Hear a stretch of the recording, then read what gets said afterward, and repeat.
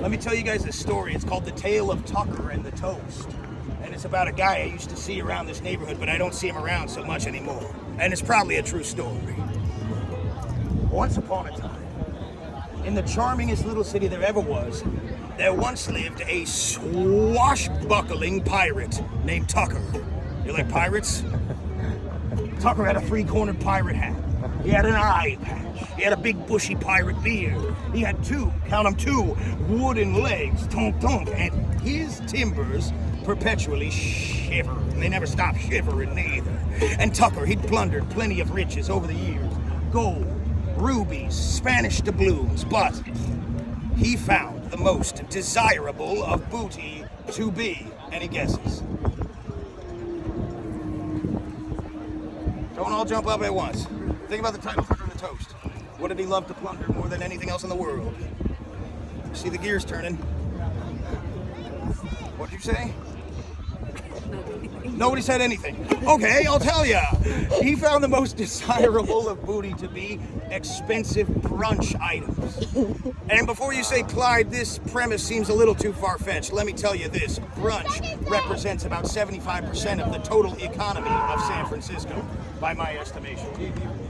Really? Oh. Probably, yeah.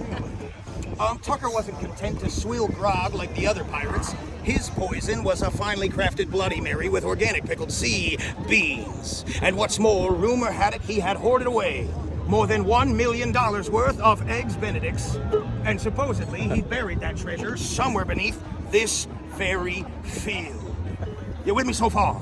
Now it so happens one Sunday afternoon, Tucker, he set sail for the poppin'est restaurant in the whole neighborhood, and suffice it to say, he'd neglected to make a reservation.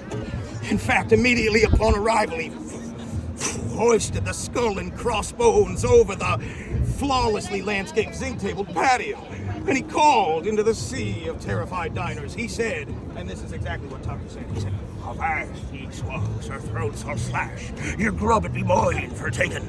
Now surrender every heap of hash and crispy strip of bacon." As that was his... Sorry about that was all part of the show. As that was his pirate catchphrase, after all. And it struck such fear into the hearts of every man, woman, and child in that dining room that they could only cower pathetically as Tucker went and helped himself. Yes, got a little carried away. Went and helped himself to their sausage links. And their cheese blintzes. I'll take those too. And their $23 Dungeness crab omelets, all dripping in house-made creme fraiche. And as if that deed were not dastardly enough, he then forced the executive chef to walk the plank right into a big vat of Belgian waffle batter. Sticky. Wait, you lose your dog? Oh, he's right there. When, as fate would have it, a shimmering spark of something delicious caught Tucker by the eye, and he curiously approached the source of this gleam, only to find himself standing face to face with a gorgeous, glistening, unctuous slice of... Somebody give me a guess.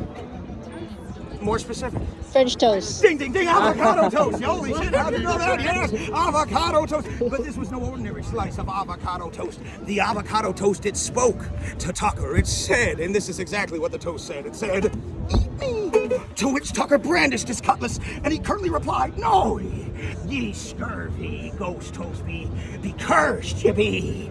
But without even realizing it, and as if they were acting on reflex alone, his fingers had already wrapped themselves around all of that rustic, crusty goodness. No, and he'd sunk his teeth right into its starboard side before he could even say "arr," when suddenly the champagne corks all began to rocket off like cannon fire. Pow, pow, pow, pow, pow, pow. And a squall of mimosas and bellinis rose and crashed in sticky, bubbly waves, and the dining room erupted into a screaming den of chaos as mortars filled with hollandaise and maple syrup splattered all over the walls and the ceilings, and albatrosses swooped in from all angles, devouring soggy pancake bits, and sultry, sexy mermaids munched frittata in a top-shelf Cosmo lagoon.